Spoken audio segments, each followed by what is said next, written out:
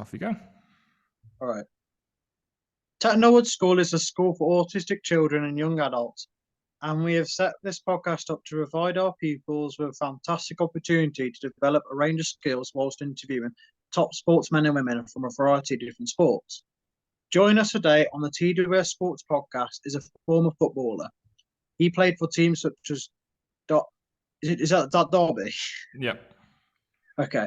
Luton, Motherwell, and Newport. Welcome to the podcast, Mark O'Brien. How's it going? How is everyone? We're good. Good, thanks. Before we start, we just wanted to say that if throughout this podcast, if you have any questions about anything about our podcast, or you have a question about autism, then please ask. We like to answer your questions too. We like to start our podcast with some random questions before we start talking about your career. Are you ready? Perfect. Okay. Who is the most famous person in your phone book? In my phone book, I would have to say in my phone book, it would probably be Nigel Clough. Okay. So he was my old manager at Derby County. So I'd say most famous would have to be him for what he's done in his life.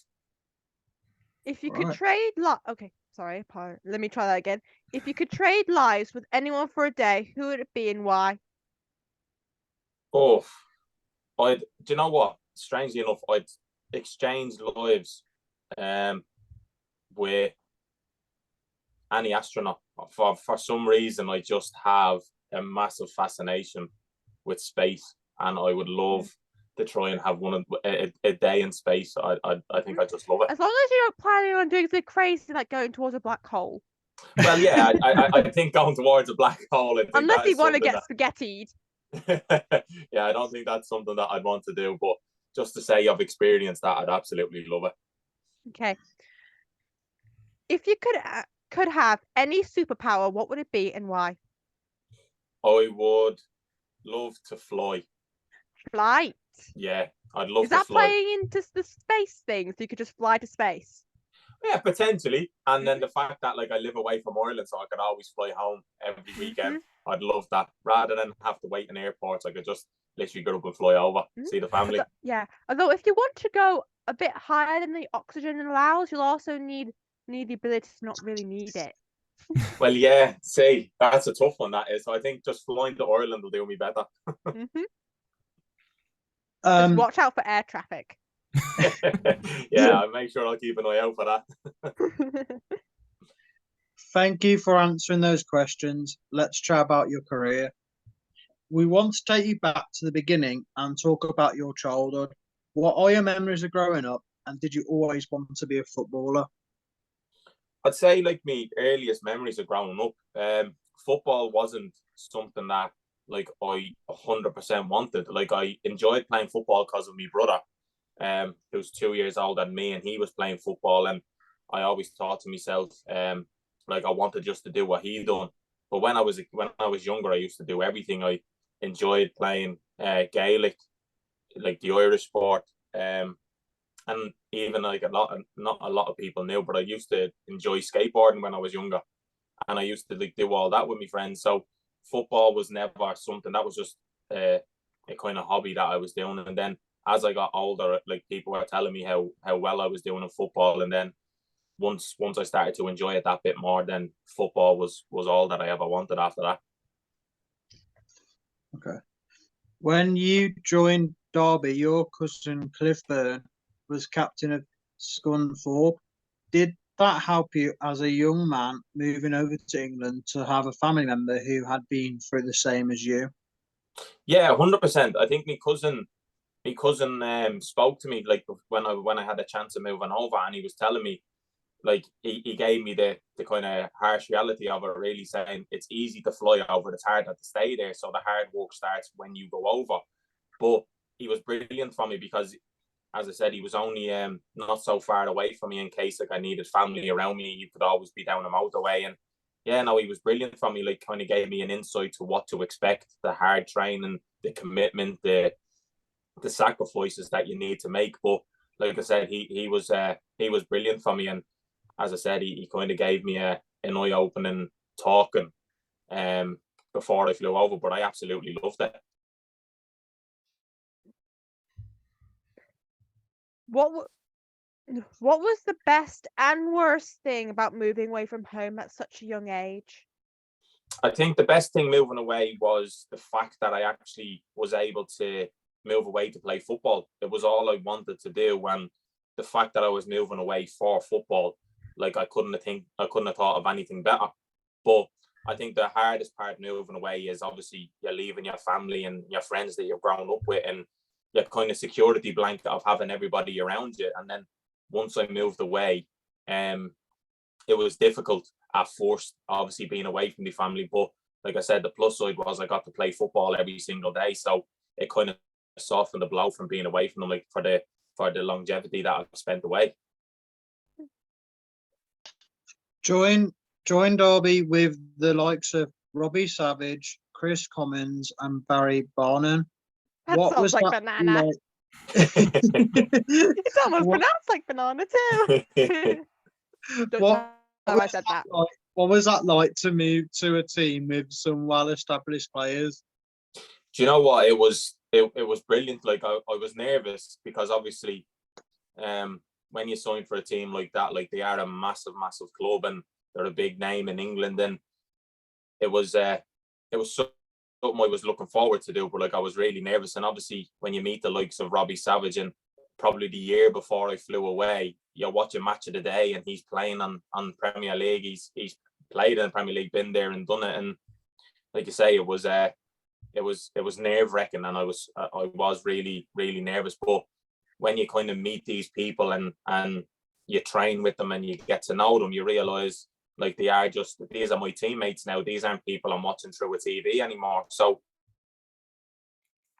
real moment, but I absolutely loved it. And as I said, I think Robbie Savage, out of everybody, when I was 15, 16, making an opportunity of getting into the first team, he was one of the main people that would look out for me and have his arm around me and make sure I was okay. So like you say, it was brilliant getting to know people like that. You made your debut for Derby? Derby. Yeah. Derby. Okay. At 16, Nigel Clough? Yeah.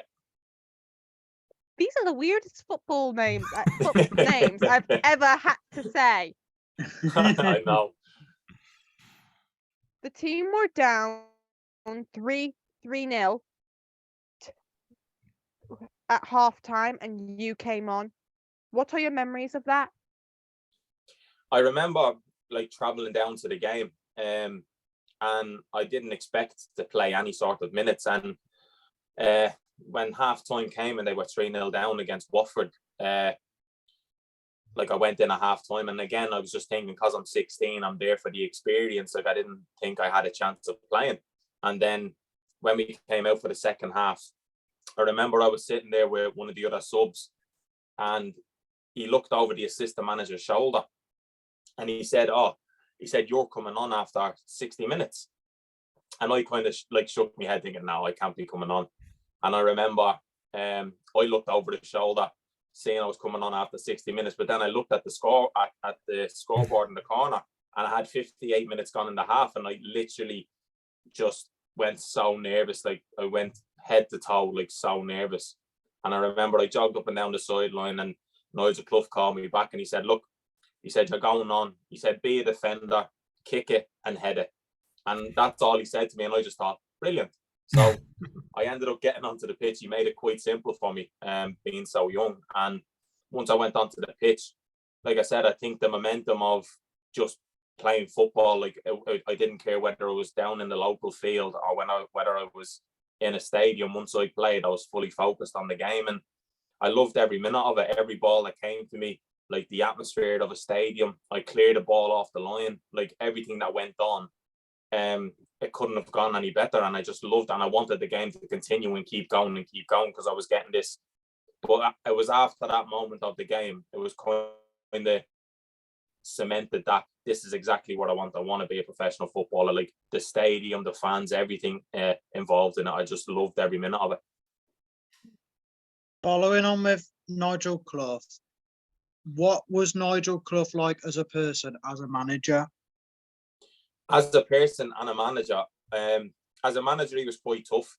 Like, he was very kind of straightforward. He was, do this or do that. Like, there was no kind of, well, if you feel this way, like, he was kind of very strict. Old school, I think you'd call it nowadays in football, where it was like a lot of running, a lot of like kind of speak your mind when you're in the change room, stuff that I probably can't repeat. But he was somebody who, like I said, if he likes you, if you do right by him, he was one of the most loyal people in football that I've come across till this day. As a person, like when I went through difficult spells at Derby, obviously with the certain health scares that I had, he was like somebody who showed his genuine side and made sure my family were okay, made sure I was okay, and he was very, very good on that behalf. Like, he kind of treated me as one of his own kids because I was still only young, so he was able to differentiate between, yeah, he is a player in my squad, but also he's a young lad, he's a young 16-year-old, I need to look after him as well. So I think he helped me a lot grow up and mature. But beyond the years, like the times that I was at Derby, like, and as I said, he always looked out for me, but he wasn't short of being able to tell me off if I ever stepped out of line as well. So I kind of had the best of both worlds, really. At that age of 17, you had a routine heart scan, and that changed the rest of your life. Can you talk to us about that, please? Yeah, so I remember I made my debut when I was 16, and then it was the next season after that, I came back for a routine heart scan. And after just making my debut, obviously you're going to think past the routine heart scan and everything's going to be totally fine. And I remember when I had the scan, the doctor called the physio into the room and closed the door, and he told me I had a minor leak in my aortic valve. So no. Yeah, so it was quite difficult to take, because they told me at the beginning it was something that I'd be able to play with for 50, like I won't need an operation for maybe 50, 60 years. A lot of people have this in their life and it doesn't affect them. So he said it was something just to keep an eye on. So I ended up following it up with more scans, and I kept on training. But I never felt any of the symptoms that they were expecting me to feel, like lightheadedness, breathlessness, feeling tired and not being able to keep up in training. So I felt fine, and we followed it up with more scans with specialists, and the more scans that followed, they realized it was progressing and getting worse. So as it was getting worse, I followed it up, and they put me in touch with a surgeon later down the line. And the surgeon flew, like obviously my mum, my dad, and the Derby physio, we all went to the hospital for the consultant to talk to him just to see what he was going to say. And this is me getting told, I think, an operation after 30, 40 years, and I just thought football would be finished by then. And I went to see the surgeon, and he spoke to me, and he said, he walked into the room and he had a model heart in his hand, and he turned around and basically said, look, Mark, your heart is 3 times the size of what it should be, and if you don't have an operation this year, you're going to die. And that kind of shocked me, and it was difficult to take. And I asked, and I think being 16 kind of went in my favor. I asked, can I play football? I didn't ask about anything else other than can I still play? And all he said to me was, he said, you'd be lucky to be down in the park with your friends, let alone play professionally. But he gave me the option of the operations to take, and I said, which one is the best option to give me a chance of playing? And he told me the one that I had was a pigskin valve that they put in. So he put a date. So I got told 20, 30 years. And when I met the surgeon, he told me you can do the operation in 2 weeks.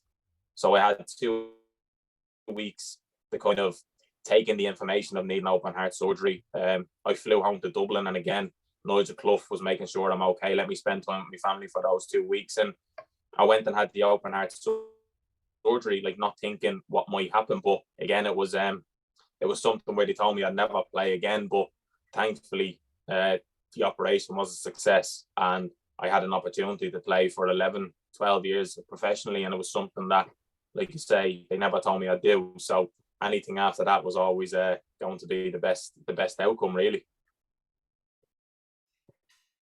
Okay.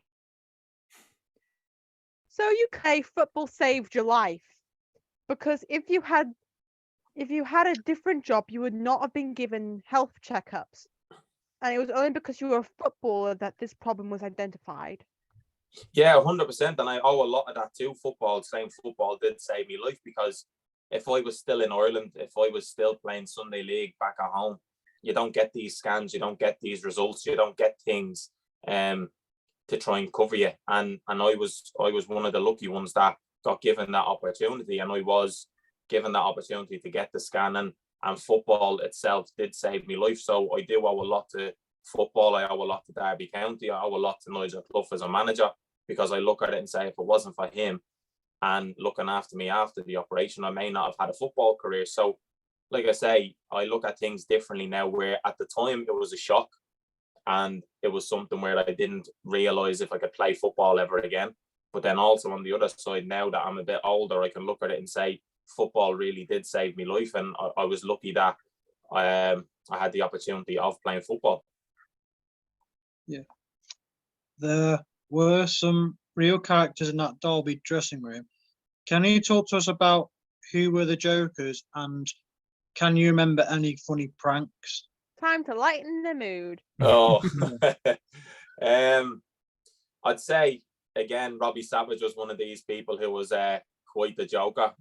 Like he was always known as somebody who you'd hear before you see. So you could hear them down the corridors, you could hear them in the changing rooms, and he was someone that would play a lot of pranks on people. I remember, like, for somebody's birthday, like, somebody wrapped all of the card in cling film around the whole thing again and again and again.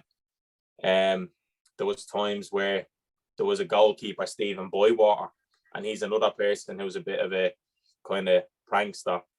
And we had a physio that he used to park his car as really close as he could to him every single day. So he couldn't get in on the driver's side. He'd have to get in on the far side and climb across the seats. And oh, wow. Yeah, and they used to drive a Prius, so there's no middle panel. They had to climb over that. I doubt the physio was very impressed with that goalie.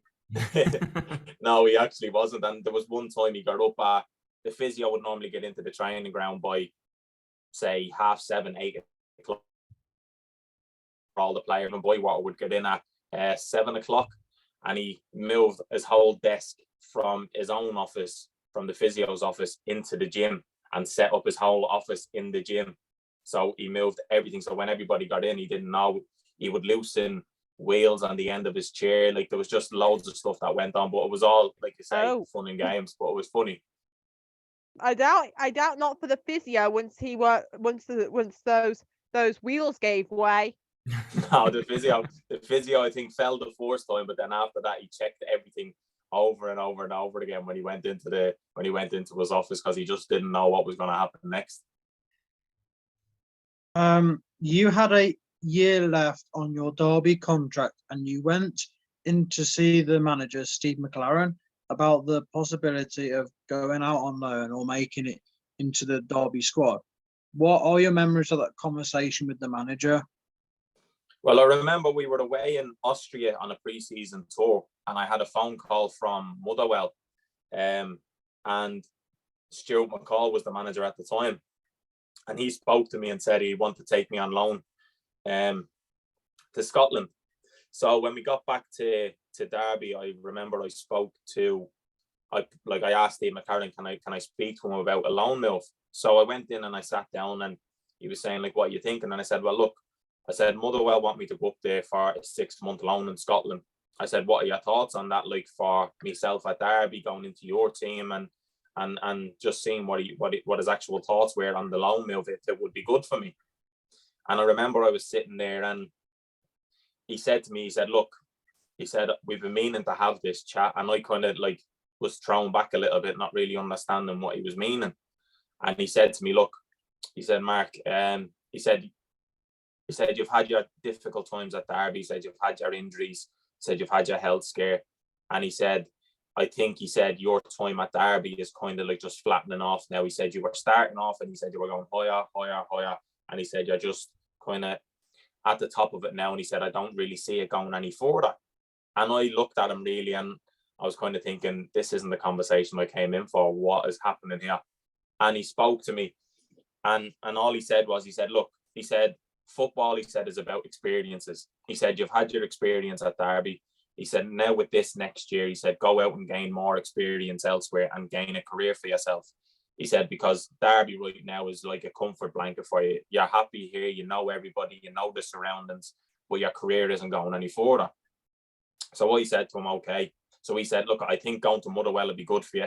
He said, they finished second in the SPL the season previous to that, which he said, look, obviously they're going to be doing really well. So he said, I genuinely believe going to Motherwell will do really well for you. But he said, it's like, he said, Derby being this circle, and he said, that being your comfort blanket, he said, you need to start creating other circles away from that. And he said, have a broader experience of football rather than just one club. He said, because he feels as though I'd be shortening my options if I just stay at Derby.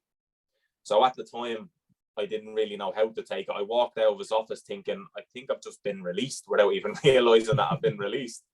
But I think now later down the line, I understand that he wasn't kind of building me hopes or expectation. He was genuinely giving me the opportunity to broaden me horizons, let's say, to go on and experience new things. Because I think if I never had that conversation, or if he never told me that, how happy I was at Derby and how comfortable I was, I would have just stayed. And then if I had stayed for 6 months to a year, I wouldn't have played a single minute. And then I would have been in a worse off position by the end of that season because I wouldn't have played any minutes. So I appreciate and I respect what he told me now. But at the time, I walked out and I was telling people in the change room, the manager wants me gone. I'm never going to play again. Like, what's happening? And people were like, what? So people couldn't understand it. But like I said, he was actually helping me more than hindering me than what I thought at the time. You then went to Scotland and joined Motherwell on loan. Why did you decide to move to Scotland and not stay in England? Do you know what? I had the opportunity. I didn't have too many opportunities, but it was only just as I started to agree all the paperwork for Scotland, and I started to agree moving to Scotland. And obviously, when you go across the border to Scotland, there has to be a 6-month loan. It can't just be a 1 month or a 2 month. It has to be 6 months. So once the papers are signed, it's kind of a done deal kind of thing. And just as I obviously signed the papers for Motherwell and was on my way up there, Nigel Clough got in touch with me, and he was at Sheffield United. So I was kind of gutted at the time, because I think if he had come in sooner, I probably would have went to Sheffield United with Nigel Clough, because again, I worked with him at Derby. He liked me. I liked him as a manager, and it probably would have worked out really well because they were in League One at the time. But I think when Motherwell came in, and the conversation I had with Steve McLaren, going to Scotland was a whole new experience, a whole new league, and it was the Scottish Premier League. So I think trying to see new experiences at a young age, I thought, well, you know what, what's the worst that can happen? And the manager wanted me there. And to feel wanted by a manager is half the battle in football sometimes. We're a big Celtic fan. Celtic, yeah. And the first time you went to Celtic Park was to play against them for Motherwell. You drew that game 1-1. What was that like? I loved every minute of it. I remember our first 3 games of the season, like, were in all different places. And the minute I went up there, I looked to see when are we playing Celtic, because I remember seeing European nights at Celtic when they played Barcelona, and the atmosphere and everything like that. And obviously family and friends back at home who support Celtic. I thought I'd love to see the stadium and see the atmosphere. And I remember we turned up at the stadium, and you're driving up towards it, and everything just looks like amazing. It's like a completely different world compared to some stadiums in Scotland or even around the country. And I remember I walked straight out into the middle of the pitch. I was on the phone to my dad, just saying to him, look, I'm in Celtic Park right now. This place is unbelievable. And I remember going into the change rooms. But when you come out to warm up before the game, they play a lot of Irish songs. So I'm in the warm-up singing along to all these Irish songs. And I think this is like the best feeling ever. But again, we were playing against a strong Celtic team who at the time, Virgil van Dijk was the centre-back. They had Chris Commons and people like that. And I remember I caught up with Chris Commons after the game, but they had a lot of star players, and it was a very tough side. So to come away with a draw at Celtic Park, I think, regardless of how well they played or how well we played, I think it was just like a perfect day for me. And I had like a lot of people on the phone to me afterwards, like friends back at home, saying, "You messed up my bet today. I had Celtic to win," and whatever. So it was brilliant. I loved every minute of it. And like I said, to have the opportunity of playing in Celtic Park for the very first time I've actually seen the stadium, like it was like a dream moment. After a season at Motherwell, you joined Luton Town. After you joined, the manager was sacked a few months later and Nathan Jones became manager. The way he managed you didn't seem fair. How did you look back on your time under Nathan Jones? I look back at my time under Nathan Jones, and it's difficult to look back at it, to be honest.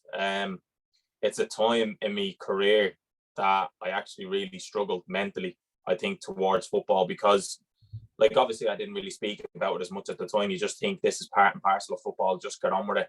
But I actually struggled a lot because it was a manager who came in, and normally when a new manager comes in, it's a clean slate, which in football is like, right, go and impress the new manager and then let him make his decision. And for whatever reason, he just never liked me. And I don't mean that as a person, he just never liked me as a player, but never would tell me that he didn't like me. He would just give me excuses. It's just, or I'm going to go with him instead of you today, but you're doing really well. And it just, what he used to say to me sometimes never added up to how he was treating me. So when he came in the building, and I never played a single minute, and every other player played minutes to show what they can do or create an opportunity for themselves. And like, I always look back at my time with him and say, if he gave me the opportunity to play and I didn't play well and I messed it up for myself, I can always look back and hold my hands up and say, look, I had the opportunity, I messed it up, it's my fault. But the fact that I never got given the opportunity is something that always played on my mind, wondering, like, why was I the only one out of every player not to play? And I look at it, and I remember the season that I came back in the pre-season, and he took my squad number from me. He told me I'm on the transfer list. He had me training by myself. He had me training with the under-18s, the under-16s.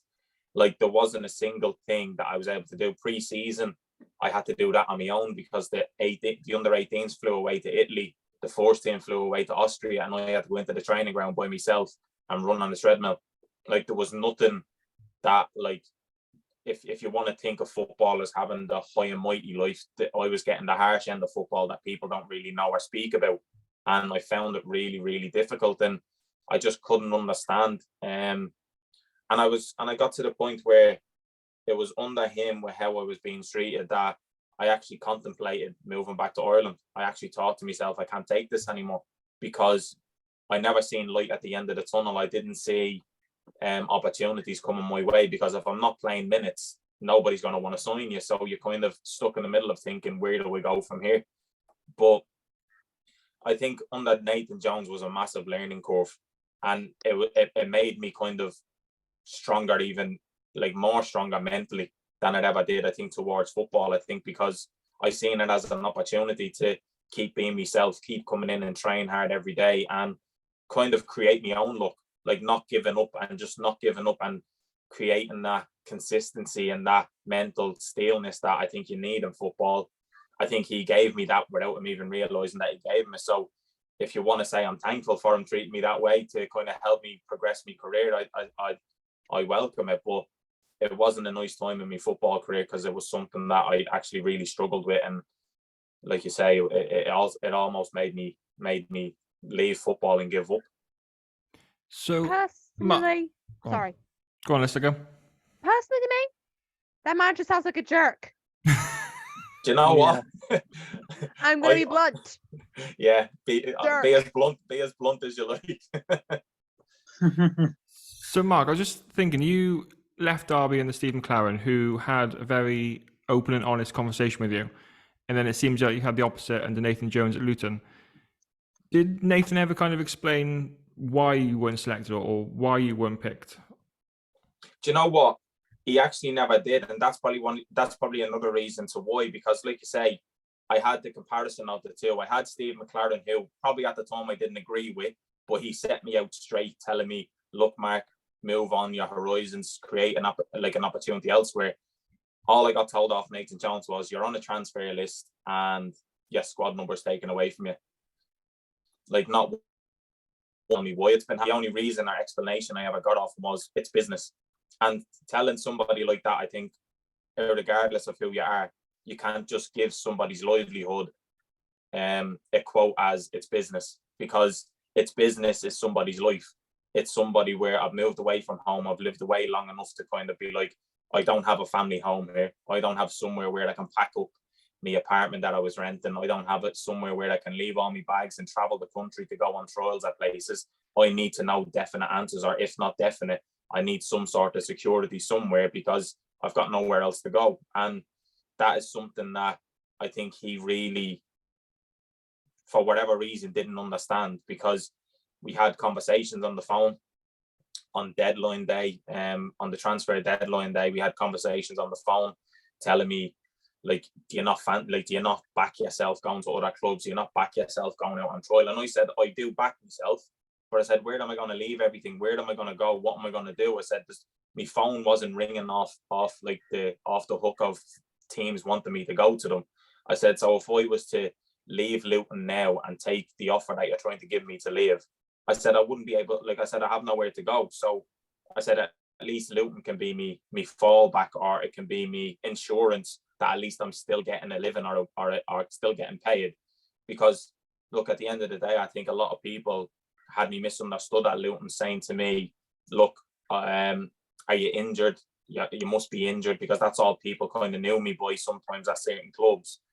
But at the end of the day, at Luton, there weren't many injuries. It was more of the fact of just the manager not liking me. And I do look back at it and just think, if he had to give me an explanation, if he had to give me a reason, if he had to try to help me get elsewhere, well, then I hold my hands up and say, at least you were fair to me. Look, I wasn't the player for you. But the fact of not letting me train with the first team, I'd only be allowed to train if somebody got injured.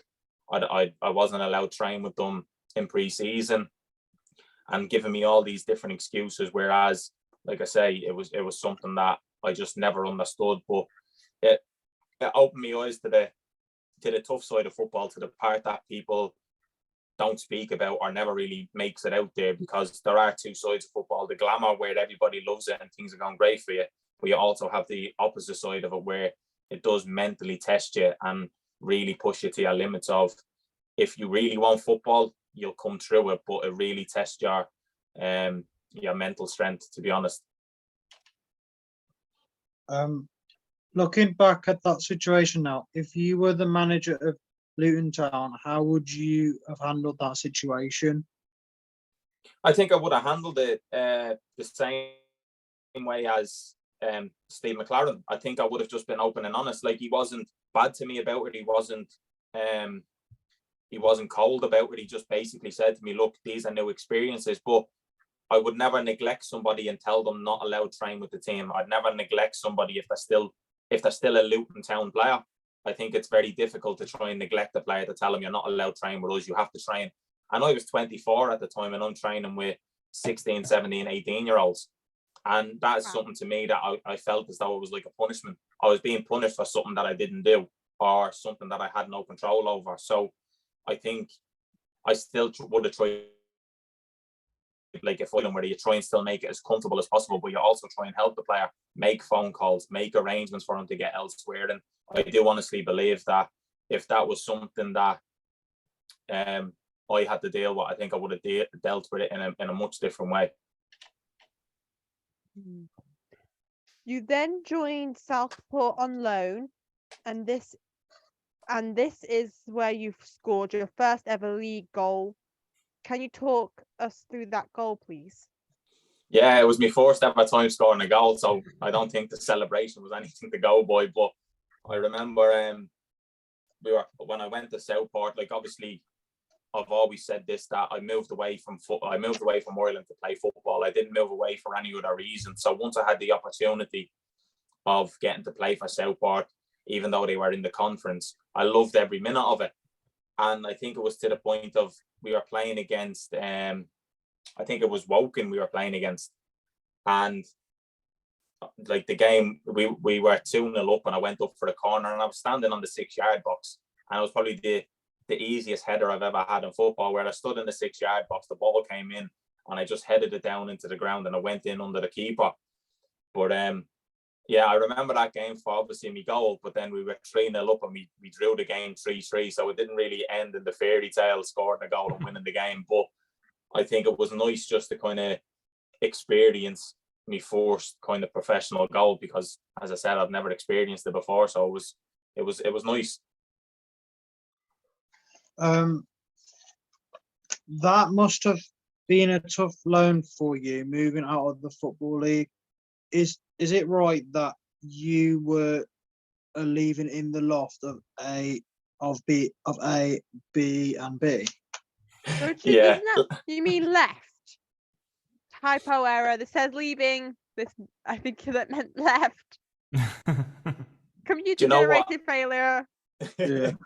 I remember it was difficult because obviously when I started my career at Derby County, you think everything's going to be amazing and great and things were going okay. Then you play at Motherwell in the SPL and you think everything's okay again. So, like I said, it was something that I wasn't really prepared for. The National League is a very tough league. It's something that I think a lot of people underestimate. It's very physical, very tough. There's a lot of people who play for their livelihoods down there. Like week to week is their wage that pays their mortgage, pays for everything in their life. And some people have 2 jobs. Some people have a day job and go and play in the National League else, like at the same time. So there's a lot of there's a lot of tough grafting people down there. Then it was difficult for me because obviously there's a pressure on your shoulders where you're coming from a higher league, you're coming from the experience of certain things I've played in. So people already expect you, this player must be good. So you're going to have to perform, which, like I say, I think I enjoyed the pressures of that being on my shoulders because I was getting the feel of playing again. I forgot what it was like to play because at Nathan Jones I never played, and I forgot what it was like to get ready for a Saturday and actually I'm playing rather than sitting watching a game of football. So I actually loved every minute of it. But like you say, when I was staying there, I was staying in a B&B, and I stayed in the loft of the B&B. There was one room that never got rented out, and like, don't get me wrong, the owners of the B&B were lovely. They were very accommodating with me, but the only room that would never get booked out was this one room. So I remember I had to walk to the very top of the hotel, and as I walked up there to the B&B, I opened up this door. It has its own key and everything. Walked up to the door, and as I pushed it open, there's like 4 little small single beds in each corner, and I think the size of an iPhone screen of a TV on the end of my bed, and that was it. And I was sitting there thinking, is this what it's come to? I'm in a loft, but at the same time, I was never one for living a lavish lifestyle. So, like I said, to play football, I would have lived anywhere. I would have stayed in a loft of a B&B. I would have stayed anywhere. Like, it never bothered me. Once I was actually enjoying me football, like I said, I moved away from Ireland at 15. So I think staying in a loft was something that was easy to do. Like, because anything for football, I would have literally done anything, because when I had the difficulties at 16 with the heart surgery and getting told I'd never play again, I never took it for granted after that. Well, it could have been worse. I remember this when Tom told me about this interview where the interviewer said his friends decided it'd be funny to stick him in the luggage area of the plane for the entire ride. Yeah, so that was last week, wasn't it, Alyssa? Yeah, that was amusing. That sounds brilliant. Okay. You then joined Newport County, and this is where you played the majority of your career. What was it about Newport that made you want to join the club? Well, funnily enough, the manager who took me to Southport, Dino Marmaria, he was the assistant manager in Newport County. So when I done my loan move at Southport and then I went back to Newport, when I done me loan move at Southport and went back to Luton, I remember obviously not playing, and then it got to about Christmas time, and I was obviously keeping myself fit, but just I needed games. That's all I needed. So I remember I sent a text to Dino Marmaria, and I texted him saying, "Is there any chance you could get me to Newport?" I said, "Like, I'm struggling here," and he said, "Leave it with me. I'll see what I can do." So he got back to me after New Year's Day game that Newport played. I think they lost, and he texted me saying, "Are you fit and ready to go?" And I said, "Look," I said, "I've not played for like so many months, 6-7 months, but I said I'm fit and ready to go." I said, "You just let me know and I'll be there." So he was someone who was really pivotal in the opportunity to get me to Newport, because like I said, everything kind of works out in the right way. To take a step back going into the conference, to then Dino Marmaria being my manager, to then obviously he gets me another league club. Like, it kind of worked itself out in all the right ways for taking those chances. And I think once I ended up getting the opportunity to meet Graham Wesley, who was the manager at the time, and Dino Marmaria getting me the opportunity to meet him, like I said, I was going to jump at any last opportunity to actually sign for Newport. And if it wasn't for Dino Marmaria, I think I would have been struggling for a club. So I think that's the reason why going to Newport fitted out so well, because I knew of Dino Marmaria. He gave me the opportunity along with Graham Wesley, and like you say, I spent most of my career, majority of my career there, and I loved every minute of it. You quickly became a regular in the Newport team. How did it feel to finally be a consistent player after a few seasons of consistency? Do you know what? I absolutely loved every minute of it. It was something where it was like going back to me days at Derby all over again. It was a place that liked me. It was a place that I liked, a manager that liked me, players that I got along with, and just to be one of them players where, you know, when you're training through the week, you are training for a purpose.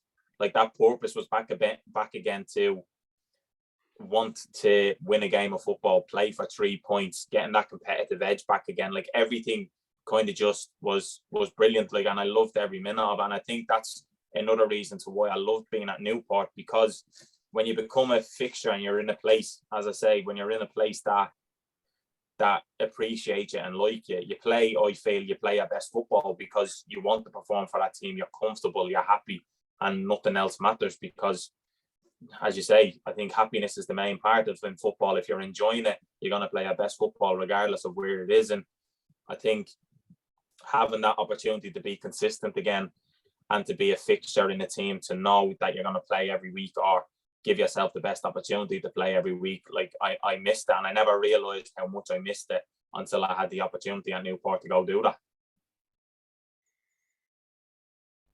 I want to take you back to the 6th of May, 2017. Newport City are playing Notts City at home. County, sorry. With 1 minute to go in the game, Newport County are about to be relegated from the Football League. But with almost the last kick of the game, Mark O'Brien scores the winning goal to ensure Newport County is in their football. This must be the most important goal in Newport County history. Can you talk to us about that game and that moment, please? Do you know what? Like, still to this day, I'll never get tired of speaking about it. I think it was something that was like such a really big build-up, because in the circumstances that I signed for Newport, like, we were in the relegation zone, everything was going against us, and to kind of bring it to the last day of the season, that if you win the game, you beat relegation, you do the best comeback, that a lot of people have been speaking about, that obviously Newport were written off for months before that they were destined to go down.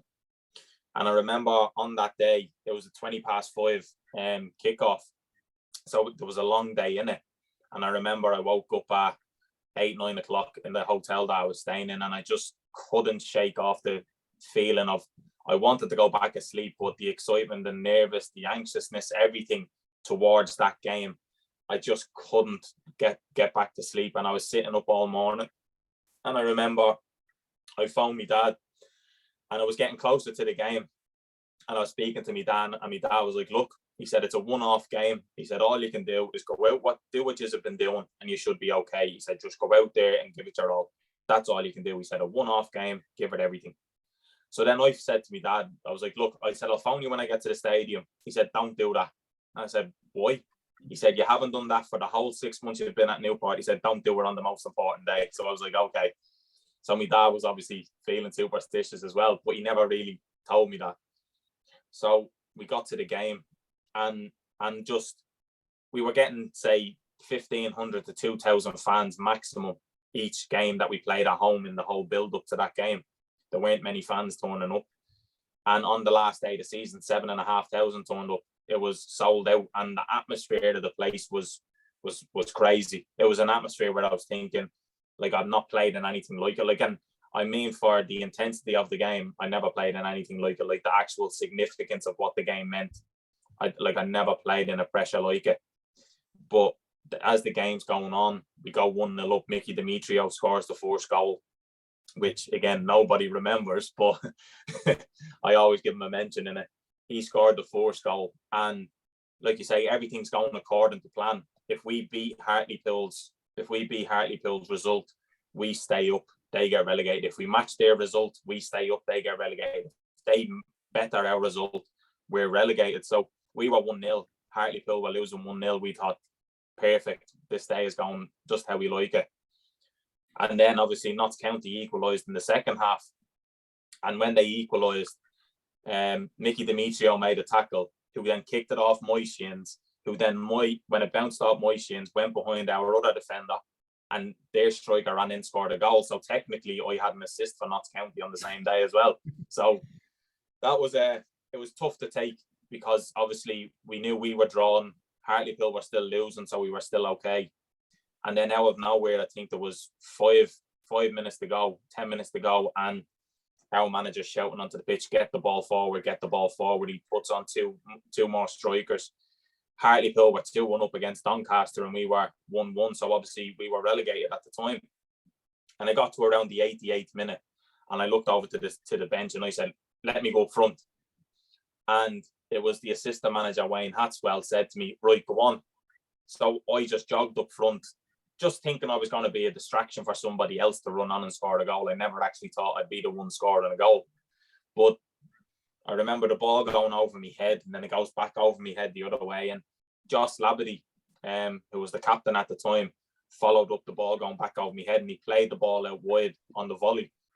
And David Pipe, as the right back, he cut in on his left foot, and it's the first time he's ever cut in on his left foot to try and cross a ball. And so everything that could have went right. He cut in on his left foot, he crossed the ball in, and that ball, when I remember it just dropping, and as it hit me chest, I could just feel the ball dropping nicely, and I just turned and hit it.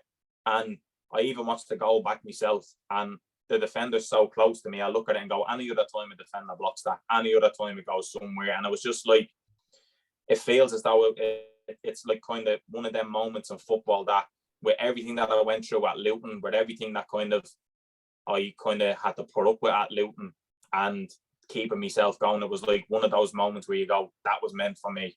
All the hardship that I had, even with the open heart surgery, that was meant for me. One moment of redemption to say, this is why I love football. This is the reason why you never gave up.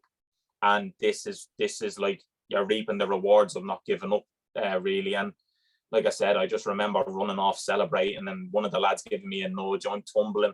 Like, you could tell that like it was my first ever football league goal, as in the league, because like I said, I never knew how to celebrate, but everything just went into chaos. The fans were on the pitch, and honestly, it was one of those moments that I'll just never forget. And it was the first time that I cried for football, because after the game, I remember the final whistle went, I just fell to me back.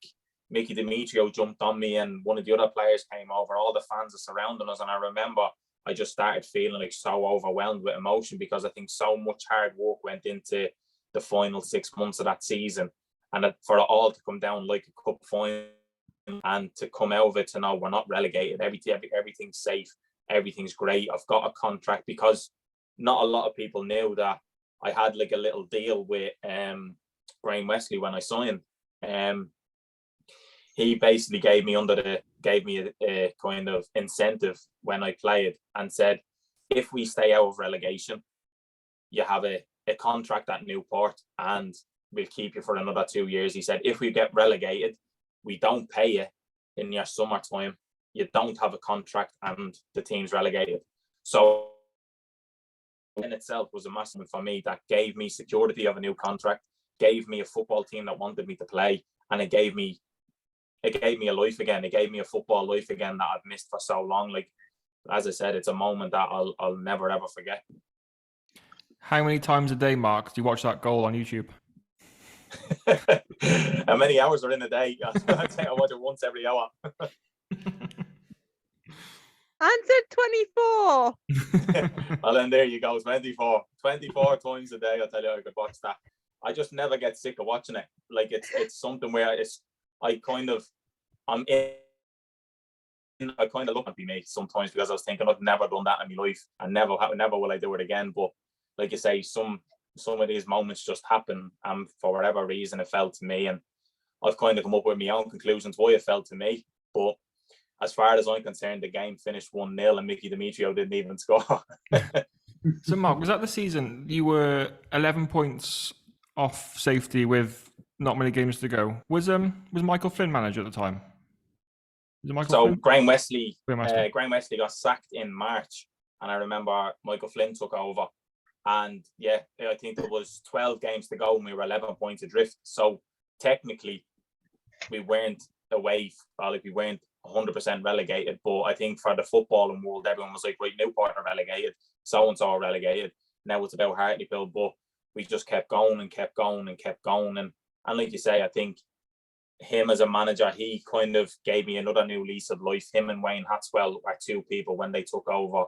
I think we just mutually got on. Wayne Hatswell being a defender himself, he's someone who I think was unbelievable for my career. He had very old school values, but new school kind of ideas, and he was very good at everything, how he came across with his messaging, like how he spoke to me, how he spoke to the players, and even Michael Flynn himself as a manager. Two of them just complemented each other brilliantly, and like I said, I've had some of my best times ever in my football at Newport. I remember Michael Flynn. We interviewed him a while back. Oh, did you? Yeah. In person. Oh, lovely. All the way over in, where was his? Walsall now, yeah. So we went down to Walsall because we're from Wolverhampton, so just down from Walsall. Oh, nice. We went and spoke to Michael Flynn, didn't we? Mm-hmm. He was really good. Spoke very highly of you in that goal. No, I'm the one that gave him a career. That's all I keep telling him. Go on then, yeah, Alyssa. you better hope he isn't tuning into this. He'll be calling you up after going, what do you mean? I'm going to be waiting on a text coming through on my phone anytime soon. All right, I got a question to say. You had some great games with Newport County in the Cup. You played teams such as Leicester, Spurs, Leeds, and Man City. What were those games like for you? You know what? I absolutely loved them. Like, I think when everybody in the country loved the FA Cup because it's that kind of underdog fairy tale that everybody loves, the fact of a team that shouldn't be playing anywhere near the Premier League team has the opportunity to come up against them. And I think when we got a chance to play Leicester, I got to play the last 10 minutes of that game, but to be involved in it and see the lads win, it was brilliant. When we got to play Leeds United, when we got to play the City, that kind of stands out to me as you can't get any better than Manchester City, because at the time I think they were one of the best. Well, they still are one of the best in Europe, but they won the Premier League that year. And I look at it and just think Man City in themselves were just a team that I never thought. Like, you're looking at superstars standing in front of you, you're playing against superstars. And I remember we're going into the captain's offices and you speak with the referee before the game, and David Silva is walking out and you're shaking his hand and you're thinking, I'm playing against this fella, and he's somebody who's won World Cups, won European Championships, and all I ever done was be in a relegation battle with Newport County and score one goal. So, like, I'm standing in a room with this player thinking I get to actually play against them. And like you say, it was unbelievable experiences, and you just get to see the whole new life of football, of the FA Cup, because it was something that growing up, everybody watches the FA Cup and Match of the Day, and you think I'd love to be one of them teams that create an opportunity. And the fact that I got to be part of that in a team, like I say, they go down as some of the best memories that I've had. What was it like to be captain against Man City? I loved every minute of it. I literally loved every minute of it. Like, I was scared because they beat Chelsea 5-0 the week before that. So I was thinking, if they can beat Chelsea 5-0 at Stamford Bridge, they're going to beat Newport at Rodney Parade, and it could be a lot more than 5-0. But, like, I think when we went out to warm up, there was like 5,000 of our fans already in the stadium chanting and singing for us. We had 10,000 fans on the day. In our home stadium, and I think the whole night in itself, nobody gave us a chance, and I think that's what we used to love as a team. Nobody giving you a chance and proving people wrong. And I think we've done that with so many FA Cup games and so many things, just like saving ourselves from relegation. We were always had like that underdog fighting mentality, and the fact that it was in that same situation where a lot of people were saying, now careful they don't score 10 past you, careful they don't score 8 past you, and no one were giving you a chance. And we were kind of thinking to ourselves, well, what's the worst that can happen? They beat us 4-0, it's expected. But if we have that one chance, or that one good game, or that one good FA Cup like game that you kind of create history by beating Manchester City, that can always happen. And I remember we were 0-0 all the way for 55, nearly 60 minutes.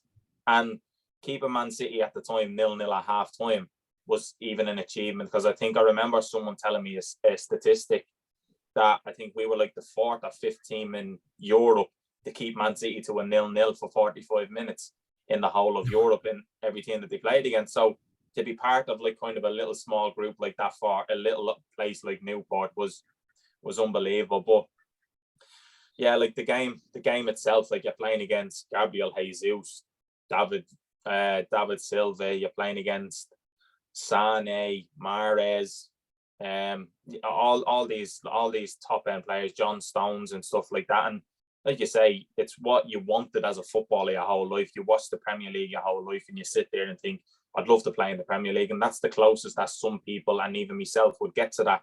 And to get to test yourself against that, it was honestly, it was unbelievable. And again, it's one of those memories that just go down for me that I'll never ever forget. So Alyssa mentioned that we spoke to Michael Flynn a few weeks ago, and I texted him yesterday and said, we're speaking to you. Have you got any questions or any stories that we can ask? Of course you did. Ask Mark. So Yeah. Michael Flynn replied and said, ask Mark about the time Ben White was declared fit on the way to play Spurs. Yeah, so basically, right, I remember when we played Tottenham and we got the replay from the home game, we drew 1-1. I remember we had like 2 or 3 games after that, and Ben White came off with his hamstring in one of the games. So the whole build up to Tottenham that week, I was starting. I was playing against Tottenham. I was in the starting team. I was going to be playing at Wembley. This is like, I was waiting for the opportunity to play again, because obviously, as I said, Ben White was doing really well at the time. So you sit and kind of bide your time, and this was my opportunity to play against Tottenham. So I thought, this is brilliant. So I remember we were traveling on the Monday to a hotel in London. And as we were traveling on the Monday, like we were sitting down the back of the bus. Michael Flynn was sitting alongside us, just talking away to us or whatever. And he goes, I've got a phone call. So he rushes down the front of the bus on a phone, and we're all sitting there. And like I said, we done team shape that day, so we knew the team, and I was starting. We knew the players who were playing, so there wasn't an issue. And he ran to the front of the bus, and as he came back down, he looked at me and goes, well, OB, that's you dropped. And I looked at him and goes, he goes, Ben White is fit. They scanned his leg again. They found out that he's got scar tissue on his hamstring, so it's nothing new. So Ben White will be travelling to the thing. So OB, I'm sorry to tell you, but you're dropped. And start laughing. And I was thinking, is he joking, or is he actually being deadly serious, or what's happening? And yeah, I wouldn't say that we had a falling out over it, but I'd say we had the team meeting on the Tuesday, and I just thought, well, look, if Ben White is playing, I'll actually be really annoyed right now, because how he's told me and laughed about it, was actually really annoyed. And he put up the team sheet, and I think for a full week after that, I had minimal contact with him. We didn't speak. I didn't want to even look him in the eyes, because I thought, you know what, there was me one chance to try and play in Wembley against Tottenham, and I said, you took it away from me or whatever. But again, like you say, I think that's part and parcel. But I think to drop a bombshell on me like that as we're going to Wembley as a starting player, and then just laugh at me and say, well, that's you, drop Ben White is fit, and just laughed at me. And I thought, well, what do you do if that's your manager? There's nothing you can do about it. Silently death glare them when they're not looking. Exactly. So I smiled about it a little bit and goes, haha, that's a good one. And then when he's not there, I was kind of thinking, am I actually dropped, or is he actually being serious? So, like I said, that was his way of dealing with things. You played in the 2019 playoff final at Wembley against Tranmere. You got sent off in the last minute of the game, and you lost the game 1-0. What are your memories of that game? I have good memories, and obviously the bad memories of being sent off, but I loved it. I think for everything that, like, myself and a lot of the lads have gone through at Newport, I think to get us to Wembley in a playoff final, considering 4 years previous to that we were in a relegation battle, was a massive achievement. And I think the squad that we had that year, going to Wembley, like, it was full of captains. There was like Josh Labadie, Jamil Matt, Bodrick Allen, Mickey Demetrio, Scott Bennett, Josh Sheehan. There's all these names, Dan Butlers, that every single individual one of them could all be a captain of the team. And the fact that we had them all in one team, and I got to be captain of that, was such a proud moment for me. Like, to get to walk out at Wembley as a captain for your team, that like I say, any single one of them could have been a captain, literally could have been a captain on that field. And I loved every moment of it. Like, the atmosphere of Wembley. My dad was over. My old manager, who seen me grow up from the age of 8 to 15, from Cherry Orchard back at home, he was at the game. And the Derby scout who brought me over to Derby, he was at the game with me, with my dad as well. So to have them at the game watching me when I played at a local park at 14, like literally just up the road from me, to then playing at Wembley like 11 years later, is something that, like I say, it was a massive proud moment for me, and I loved every minute of it. But again, as the game went on, I think we deserved to win the game. I think we played really well for the 90 minutes that was in it. But it was a moment of clever play by the striker, James Norwood. It was clever play by him. I think it was something where in the 89th minute I got too tight to him on the touchline. And as I thought the ball was going over my head, he spun this way. But as I put my arm out around him, he kind of wedged his arm into me like I was holding him. And it looked like I was like holding on to him. But my hands came out at the wrong time. And as I put my hands out, he kicks his leg back. And it looks like I've just grabbed him to the ground. I fall over. So like I said, he's kind of been really clever there and done really well. And like you say, I think that's part and parcel of football. He kind of roped me into a situation I shouldn't have been involved in. But again, I just look at it and say it was just one of them moments that probably wasn't meant to be. And I'll always kind of regret getting sent off at Wembley, but I don't regret the day in itself, because I loved every minute of it, getting to play at Wembley.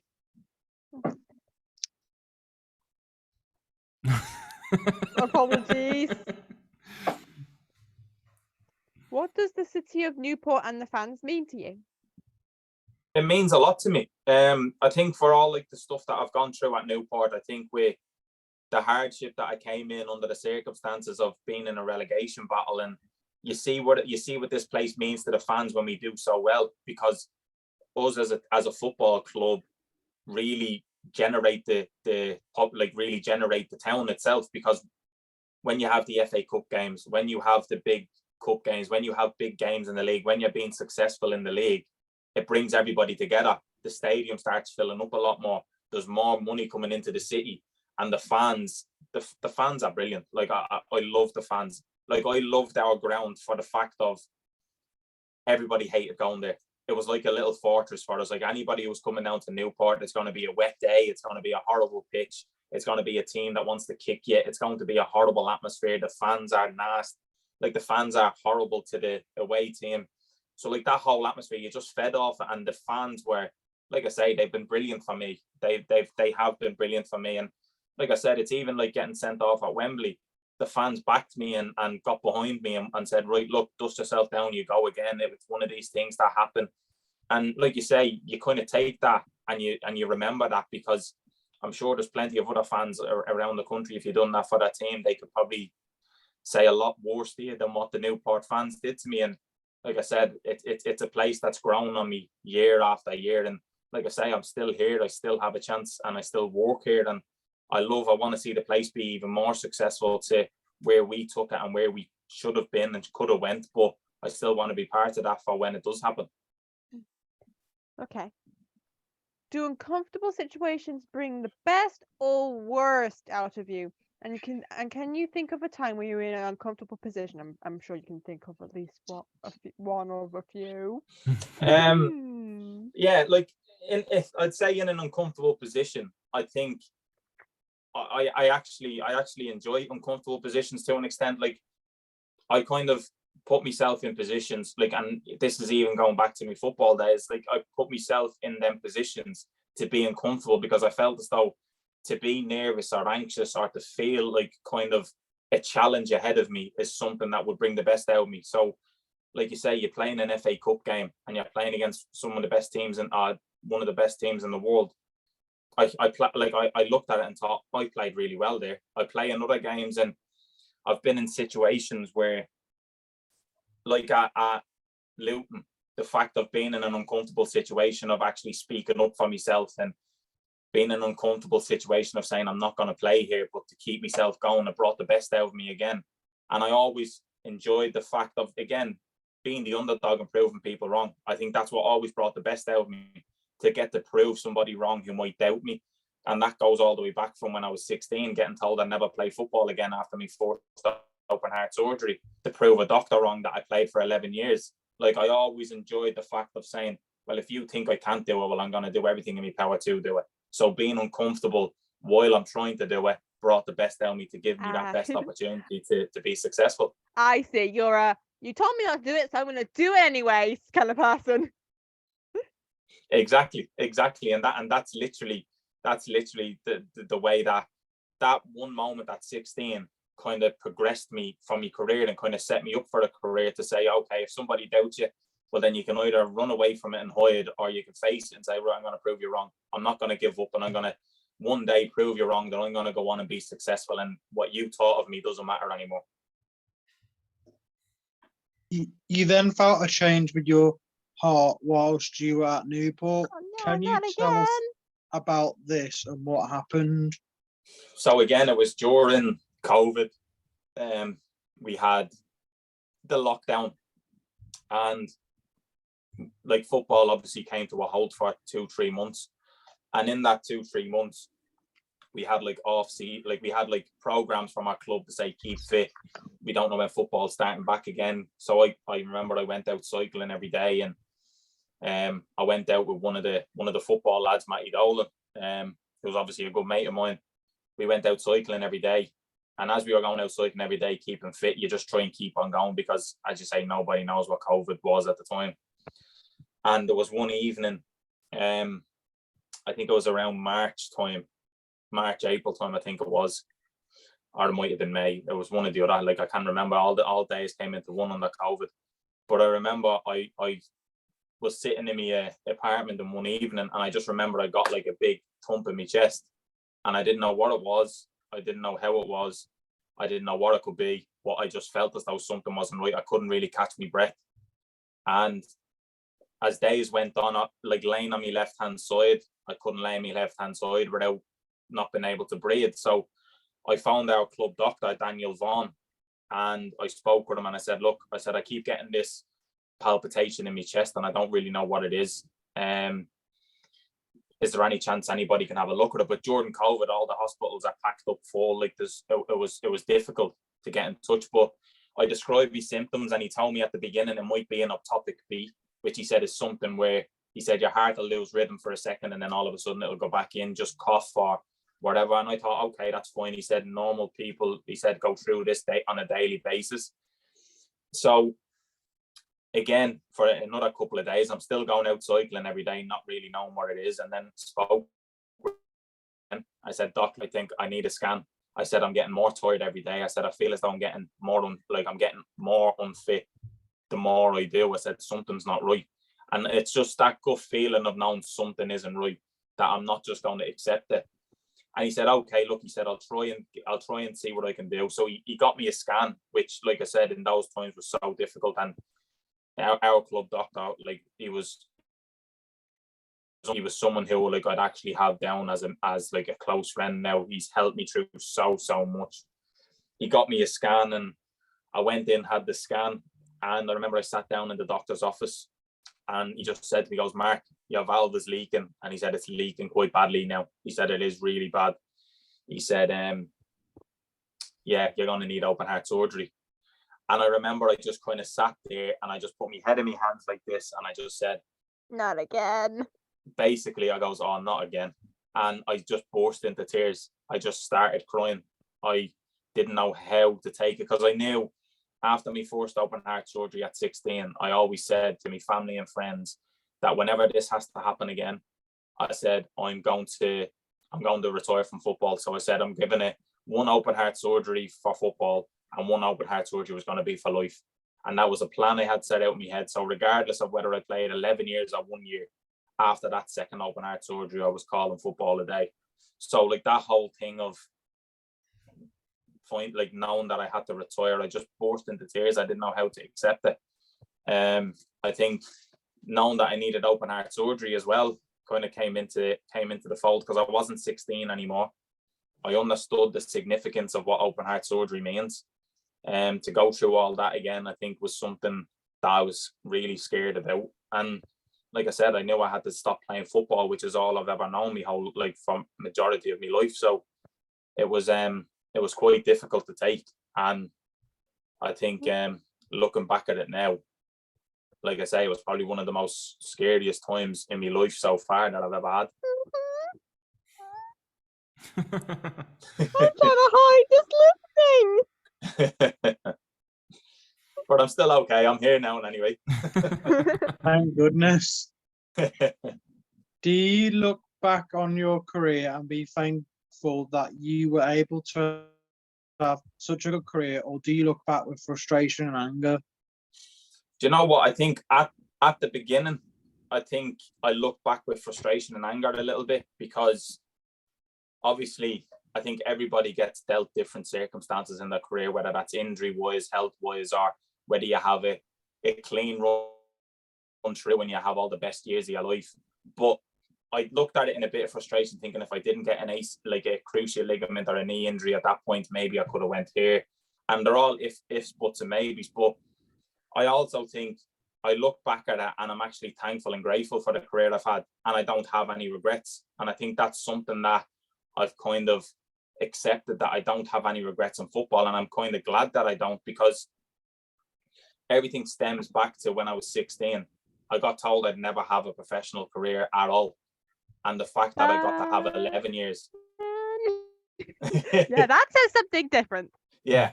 And the fact that I got to have 11 years, and the fact that I got to have some of the best memories of my life, the fact that I got to still play football regardless of what level it was at, like, that open heart surgery taught me a lot at 16 for such a young age, to go, look, appreciate every day that I've got in football, because look, you're lucky to, one, still be playing football, and two, to still be here. So everything else is a bonus. So I never done anything that I regret in football. Everything that I done was down to my own choices or the circumstances I was dealt, and I just kept flowing with it and rolling with it and seeing where it took me. And obviously it didn't do too bad, I don't think.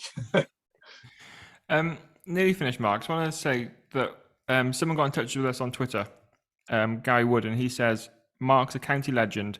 Despite his injuries and tough times at Newport, he always gave everything and was an inspiration to everyone. I absolutely admire his resilience and determination to overcome the challenges that he has faced and is still facing. Do you know what? That's why sometimes I think, even to to hear stuff like that, like I still like appreciate everything that people do say, because sometimes I look at it and I think I've only just lived how my life has unfolded. Like I don't feel as though I have tried to do anything to stand out for people, or I've not tried to be an inspiration for people. I've just lived my life, and I've just wanted, even now till this day, I just want to be an example for people to show that, well, if I can do it after the difficulties that I've had and the things that I've gone through, I want to be an example for younger kids or adults to kind of say, well, look, if you put your mind to it, or you want to achieve something, or you want to be something, regardless of your situation or your health or anything that might come your way, do you know what? You can achieve it. And it mightn't be to the level you're expecting, but you will achieve some sort of level of it. And as I said, it's something like, to hear words like that just goes to show that, like, I'm glad I made like an impact, and maybe it wasn't on an illustrious career, but I made an impact on people, and that's all I ever wanted. You mentioned previously about anxiety you felt throughout your career. How did you delay with your anxiety, and did you deal with it the correct way? Do you know what? My anxiety through football, like, I only ever took it as nervousness. I only ever took it as I was nervous for a game. But I took it as it was a good feeling. I had it programmed in my head that this is a good feeling. If I'm nervous, it means I care. And if it means I care, it means I'm going to give everything on the pitch. And like you say, no matter what team I played for, I played like my heart was on my sleeve. If a ball was down at someone's foot and I had a chance to stick my head in it to block it, I would have thrown my head at it. Like, I just love the fact of feeling nervous and feeling, like I say, I love the fact of feeling pressure on my shoulders to say, look, I want to thrive in this. I want to show what I can do. And I think the fact of being anxious, I took it as a positive to say, look, it must mean something to me. If I'm nervous and anxious, it means as though I care about it. And like I said, it kind of prepared me mentally, and it focused me to feel as though, no, I have to. And I put pressure on myself. Like, I used to make a mistake. If I mess up in a game, we're going to lose. It's my fault. So I put pressure on myself to say, I have to play well for everything to go well. And sometimes it didn't always go well, but I just had that mindset of thinking it's all on my shoulders. And that's what I felt as though brought the best out of me. Alyssa, do you want to go to number 30? Okay. What are your ambitions for the future? I'd say my ambitions for the future is to try and use my story to help people.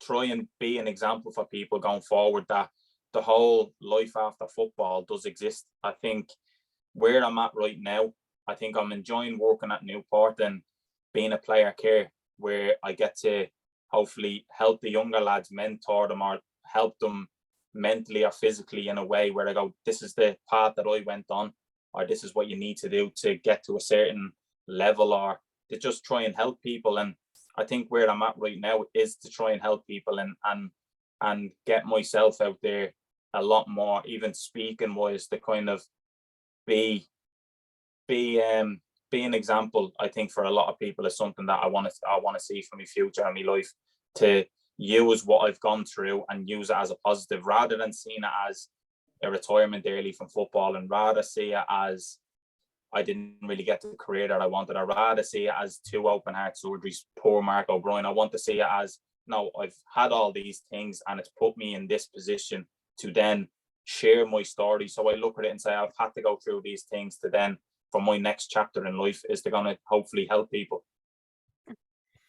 I think I might be wrong.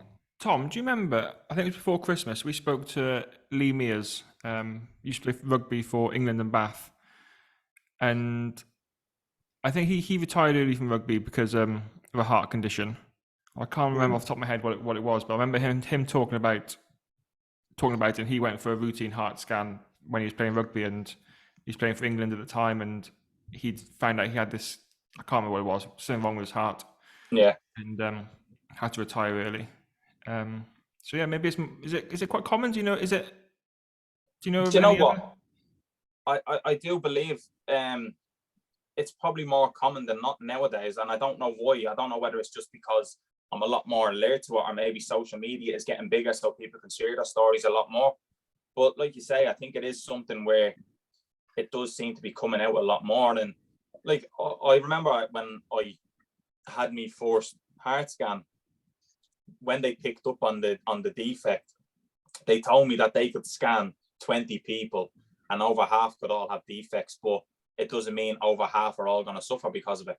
So like they say, everybody can have defects with their heart. It's just whether it's going to be a problem or not, and they can judge it off that. So I just think in sports people, and this is like my opinion, I think the heart screening is such a massive process, but at the same time, sometimes it's not definitive, because you look at the likes of Ericsson, you look at Fabrice Muamba and people like that.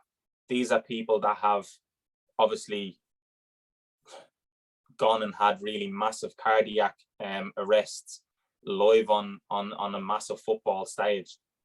Ericsson going to a European Championship that this has happened to, and I look at it and say that it's not always definitive. I think the only thing you can do is constantly stay checked and just be careful. Like, and if you keep yourself checked, I think it's just one of them things that these things happen, and for whatever reason they happen. But I think you'd be doing well if you had a cure, or if you had something to try and, let's say, if you had something that could prevent it. I think you'd be a multi-billionaire right now, because I don't think it's something you can prevent. I think it's just something you can be careful with and get checked for. But like you say, I think it's just one of those things. It's one of those lucky things. You either get affected by it or you don't. So how did you feel then when you saw Christian Eriksen at the Euros? Do you know what? I struggled with it. I remember I was back home in Dublin and I was speaking. We were watching the game, and I remember he like they threw the ball into him, and as he got a throw in, I remember him just going straight down. So I thought it's one of these where footballers nowadays get a little push in the back and they go down and they get a free kick. But I remember he was laying there and the players running over to him, and the camera zoomed in on his face, and I remember his eyes were just so wide open, and I thought, what is happening? And I seen everybody like calling ambulances, doctors, everything onto the pitch, and I had to switch the telly off, because everything that I was kind of over, yeah, everything Not watching. everything that I overcame, or everything that I was overcoming, I think from the operation, I think I looked at it and I thought that could have been me. And I think all the negative thoughts came back into me saying that actually could have happened to me. How lucky am I? So like on one hand, yeah, you're saying you're lucky, but I like the negative thoughts that were giving me such like anxiety and giving me the health anxiety that I've developed, and all these different things all rushed back to me. So it was difficult. It was actually very difficult for me to watch something like that, because it was so close to when I've only just recently had open heart surgery. To then see something like this, it felt really strange to me. Before we finish, we would like to play a game with you that we play with all our guests. The Lovely. game is called Wrong Answers Only. We will ask you a range of questions and you have to give us the wrong answer. Are you ready? Right. No. Favorite ground you have played at? Oh, Kenilworth Road. Best player you ever played with? Best player I've ever played with. Mickey Demetrio. Highlight of your career? So these have to be wrong answers. Highlight of my career would have been scoring for Southport. Favorite manager you played for? We all know the answer to this one. Nathan Jones. The best thing Derek. about Mark O'Brien is? The best thing about Mark O'Brien is, I would say, a ginger beard. Thank you for answering those questions. Each week on the podcast, we like our guests to ask questions to each other. So we get a guest to ask a question, but they have no idea who the question is going to be for.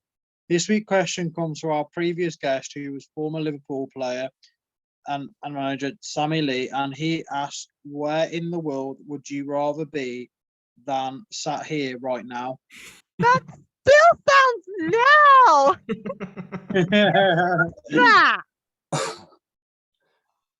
Where would I rather be? I would say somewhere really sunny and like somewhere where like on a beach somewhere sunny, because I think I've had enough of all this cold weather now. And I'm from Ireland and I've had enough of this cold weather. Like this is in South Wales. In South Wales, it's next level. Okay. Could you do the same, please? Can you think of a question for our next guest, please? But we aren't going to tell you who the guest is. The question can be anything you want. Anything. As long as it's appropriate. Yeah, obviously. I would say my next question would be, if you could choose any other path in life,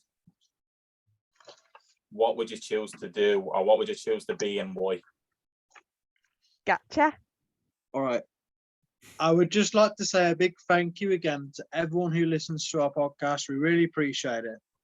Please continue to leave reviews and pass our podcast on to your friends and family. Thank you so much for taking the time to chat with us today, Mark. We really enjoyed speaking with you, and it means so much to us as a school to be able to have the opportunity to speak with you. Thank you. Cheers. Thanks very much for everything. Thanks for the opportunity. Thanks again. Mark, we have a few things to ask of you, if possible, please. Yeah. Each week on the podcast, we always ask if the guest can put us in touch with another guest, just like when Leon Lloyd put us in touch with you, as it really helps us to continue our podcast and spread our message of autism. Would you be able to put us in touch with another person in football, please? We would love to continue our podcast. Yeah, that's no problem at all. I'll be able to put you in touch with a few people, and I'm sure they'll be more than happy to come on and speak.